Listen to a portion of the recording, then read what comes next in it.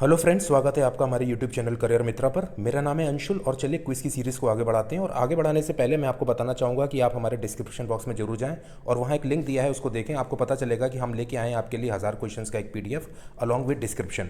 तो ये आपके लिए बहुत इंपॉर्टेंट है अगर आप आगामी परीक्षा आरओ एआरओ या यूपीपीसीएस 2023 की तैयारी कर रहे हैं। और अगर आप इसको फॉलो करते हैं तो आपको किसी प्रकार की पुस्तक को फॉलो करने की कोई ज़रूरत नहीं पड़ेगी। तो आज ही जाएँ और इसको ज़रूर चेक करें। और आप हमें और जानकारी के लिए टेलीग्राम कर सकते हैं। हमारा नंबर है 9027281376। इस नंबर पे आप हमें कॉल भी कर सकते हैं। इसके साथ साथ आप हमें व्हाट्सअप भी कर सकते हैं 6395649901 पे।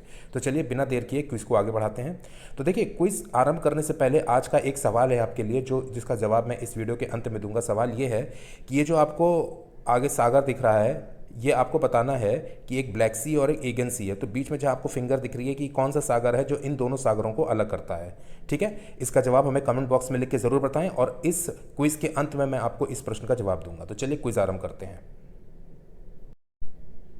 तो आज का पहला क्वेश्चन है कि निम्नलिखित में से किस एक कांग्रेसी नेता ने प्रथम अखिल भारतीय किसान सभा में भाग लिया था?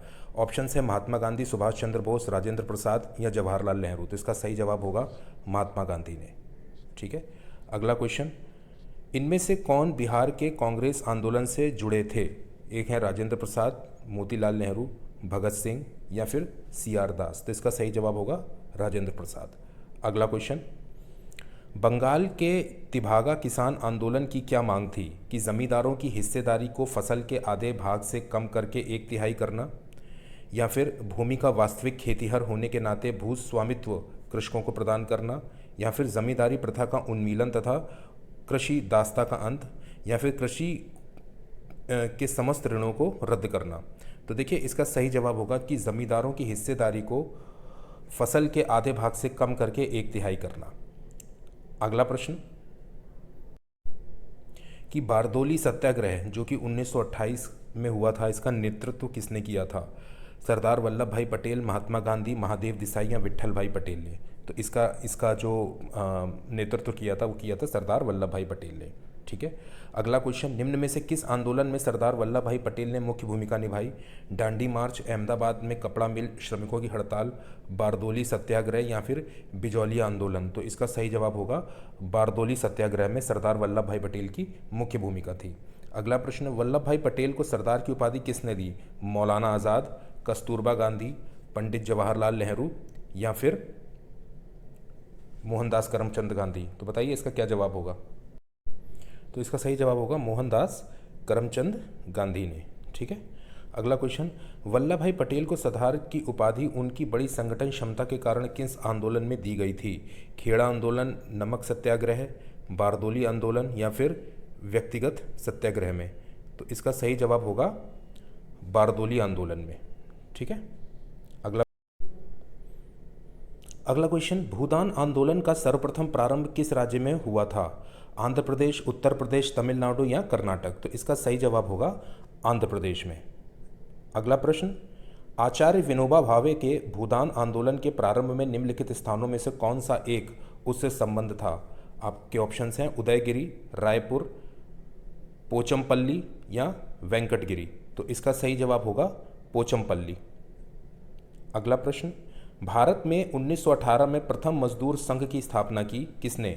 एन एम जोशी ने, वी पी वाडिया ने, वी वी गिरी ने या फिर एस ए डांगे ने? तो इसका सही जवाब होगा वी पी वाडिया ने। ठीक है, अगला प्रश्न, निम्नलिखित में से किसने अहमदाबाद टेक्सटाइल लेबर एसोसिएशन की स्थापना की? Mahatma Gandhi, Sardar Vallabh Bhai Patel, S N Joshi, J B Kripalani. तो इसका सही जवाब होगा महात्मा गांधी ने। ठीक है, अगला question, Bharat trade union Congress के पहले अध्यक्ष कौन थे? B T Randev, Satyabhakta, Lala Lajpat Rai, N M Joshi. तो इसका सही जवाब होगा लाला लाजपत राय। तो मैं मान रहा हूं कि आप ये सारे क्वेश्चन पहले अपने आप से सॉल्व कर रहे होंगे, उसके बाद आप मेरा जवाब देख रहे होंगे। तो अपने प्रति ईमानदार रहें।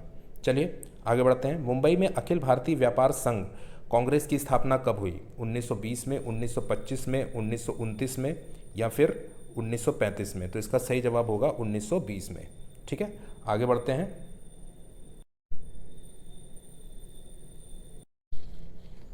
अगला क्वेश्चन, पर्यावरण संरक्षण के लिए ग्रीन आर्मी को किस देश ने प्रारंभ किया? जापान, चीन, ऑस्ट्रेलिया या फिर इजिप्ट? तो इसका सही जवाब होगा ऑस्ट्रेलिया ने। ठीक है, आगे बढ़ते हैं। इको मार्क उन भारतीय उत्पादों को दिया जाता है जो शुद्ध एवं मिलावट रहित हों, प्रोटीन समृद्ध हों, पर्यावरण के प्रति मैत्रीपूर्ण हों और आर्थिक दृष्टि से व्यवहार्य हों। तो इसका सही जवाब होगा पर्यावरण के प्रति मैत्रीपूर्ण हों। आगे बढ़ते हैं। निम्न में से किसका संबंध पर्यावरण सुरक्षा से नहीं है? धारणीय विकास, गरीबी कम करना, वातानुकूल या कागज़ के थैले का प्रयोग? तो इसका सही जवाब होगा गरीबी कम करना। ठीक है, अगला क्वेश्चन। विश्व पर्यावरण दिवस कब मनाया जाता है? 1 दिसंबर को, 5 जून को, 14 दिसंबर को या फिर 15 अगस्त को? इंपॉर्टेंट क्वेश्चन है। 5 जून को मनाया जाता है, ये आपको पता होना चाहिए। आगे बढ़ते हैं। निम्नलिखित में से किसी एक को छोड़कर बाकी सभी देशों की प्राकृतिक पूंजी में सम्मिलित किए जाते हैं। क्या सम्मिलित किए जाते हैं?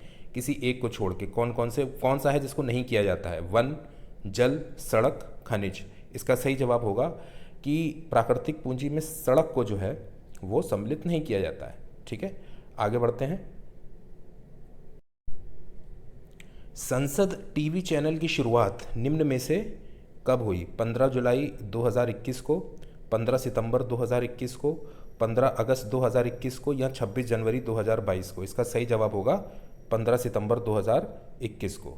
ठीक है, आगे बढ़ते हैं। निम्न में से किस वर्ष को FAO के द्वारा ज्वार बाजरा का अंतर्राष्ट्रीय वर्ष घोषित किया गया? 2020 को, 2021 को, 2022 को, 2016 को? इसका सही जवाब है 2021 को घोषित किया गया।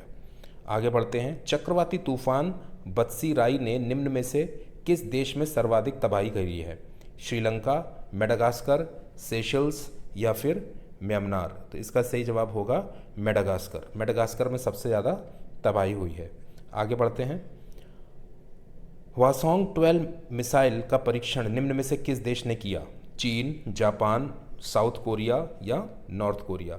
तो इसका सही जवाब होगा नॉर्थ कोरिया ने इसका परीक्षण किया। ठीक है, आगे बढ़ते हैं। Accelerating India 7 years of Modi government पुस्तक के लेखक कौन हैं? KJ एल्फोंस, आकार पटेल, चांदमल कुमावत या फिर चेतन भगत? तो इसकी सही जवाब होगा KJ एल्फोंस। अगला क्वेश्चन। कोबरा वॉरियर बहुपक्षीय वायुसेना युद्धाभ्यास किस देश के द्वारा आयोजित किया जाता है? USA, ब्रिटेन, ऑस्ट्रेलिया या फिर फ्रांस? तो इसका सही जवाब क्या होगा? ब्रिटेन। ब्रिटेन जो होता है वो कोबरा वॉरियर बहुपक्षीय वायुसेना युद्धाभ्यास को आयोजन करता है। अगला प्रश्न। युद्धाभ्यास रूबेज 21 में निम्न में से कौन सा देश शामिल नहीं है? तुर्कमेनिस्तान, तजाकिस्तान, रूस या कजाकिस्तान? इसका सही जवाब होगा तुर्कमेनिस्तान। ठीक है, अगला प्रश्न। 2022 में क्वेड की बैठक निम्न में से कहाँ हुई? नई दिल्ली, टोक्यो, वॉशिंगटन और सिडनी? तो इसका सही जवाब है कि 2022 में या हाल ही में जो हुई थी वो हुई थी टोक्यो में। ठीक है, अगला प्रश्न। Gilbert F. वोंगबो निम्न में से किस संगठन के प्रमुख बनाए गए? WHO, ILO, यूनिसेफ या फिर WWF? तो सही इसका जवाब है ILO। ILO क्या है हमें एक बार कमेंट बॉक्स में लिख के ज़रूर बताएं। 94वें ऑस्कर अवार्ड में सर्वश्रेष्ठ फिल्म का पुरस्कार निम्न में से किस फिल्म को मिला? नोमैडलैंड, कोडा, एनकांटो या ड्यून? तो इसका सही जवाब है जिसको ऑस्कर अवार्ड मिला था दैट इज़ कोडा। ठीक है, अगला क्वेश्चन कि संविधान के में 5वीं अनुसूची और 6ठी अनुसूची में उपबंध निम्न में से किस लिए किए गए हैं?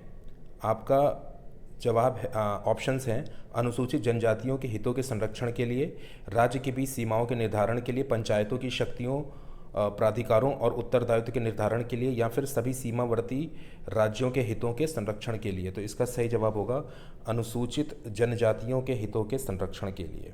ठीक है, अगला क्वेश्चन। भारत के संविधान के निर्माताओं का मत निम्नलिखित में से किस में प्रतिबिंबित होता है? किस में प्रतिबिंबित होता है जो संविधान के निर्माताओं का मत है, उद्देशिका में, मूल अधिकार में, राज्य के नीति निदेशक तत्वों में या मूल कर्तव्य में। तो इसका सही जवाब होगा उद्देशिका में। ठीक है। और आज का अंतिम प्रश्न है कि भारत की संसदीय व्यवस्था के विषय में निम्नलिखित में से कौन सा वक्तव्य सही है? विधायिका न्यायपालिका के प्रति जवाबदेह है, विधायिका कार्यपालिका के प्रति जवाबदेह है, विधायिका एवं कार्यपालिका दोनों स्वतंत्र हैं, उपरोक्त में से कोई नहीं, या फिर उपरोक्त में से एक से अधिक। तो देखिए ऐसा है कि हम ये नहीं कह सकते कि सिर्फ एक सही है या दो सही है, तो या तो जो तीसरा ऑप्शन है कि उपरोक्त में से कोई नहीं और उपरोक्त में से एक से अधिक। तो अब आप हमें ये बताइए कि इन दोनों में क्या है, क्या कोई भी नहीं है या फिर एक से अधिक है? ये हमें कमेंट बॉक्स में लिख के ज़रूर बताएं। ठीक है। तो चलिए, उम्मीद करता हूँ आपको हमारा आज का क्विज़ बहुत पसंद आया होगा और आप इसी तरह से मेहनत करते रहें, आगे बढ़ते रहें। और हाँ, हमारे डिस्क्रिप्शन बॉक्स में जो लिंक दिया है उस पर ज़रूर जाएं और उसमें आपको 1000 क्वेश्चंस की PDF का डिटेल मिलेगा, जिसको आप परचेस करते हैं तो आप RO UPPSS 2023 की प्रिपरेशन कर रहे हैं तो उसमें आप ज़रूर से सफल होंगे। आपको किसी किताब में जाने की ज़रूरत नहीं है। ठीक है। और आप अधिक जानकारी के लिए हमें टेलीग्राम कर सकते हैं 9027281376 पे कॉल कर सकते हैं इसके साथ साथ, और व्हाट्सअप कर सकते हैं 6395649901 अलॉन्ग विद कॉल। ठीक है। तो चलिए, मैं यहीं पे इस क्विज़ को ख़त्म करता हूँ और जाने से पहले चलिए उस पहेली का जवाब दे देते हैं जो हमने आपसे इसके स्टार्टिंग में पूछी थी। ठीक है। हाँ जी, तो बताइए ये कौन सा सागर है जो ब्लैक सी और एगन सी को अलग करता है? जी हाँ, इसका सही जवाब होगा सी ऑफ मार्मरा। अगर आपने ये जवाब दिया है तो बहुत अच्छी बात है, ये बिल्कुल सही जवाब है। सी ऑफ मार्मरा या मार्मरा सी भी इसको कहते हैं। ठीक है। ये एक इनलैंड सी है जो कि टर्की के जो भी इंटायरली जितने भी बॉर्डर्स हैं उनके अंदर ये निहित है। ठीक है ना। तो ये है मार्मरा सी जो ब्लैक सी और एगन सी को अलग करती है। ठीक है। चलिए, तो स्वस्थ रहिए और अपना ख्याल रखिए और अच्छे से स्वाध्याय कीजिए, और हाँ, रिवीजन जरूर करिए जो आप पढ़ रहे हैं, जो बहुत इंपॉर्टेंट है। ठीक है। चलिए, मिलता हूँ नए क्विज में। मेरा नाम अंशुल। तब तक के लिए हैव अ नाइस डे। नमस्कार।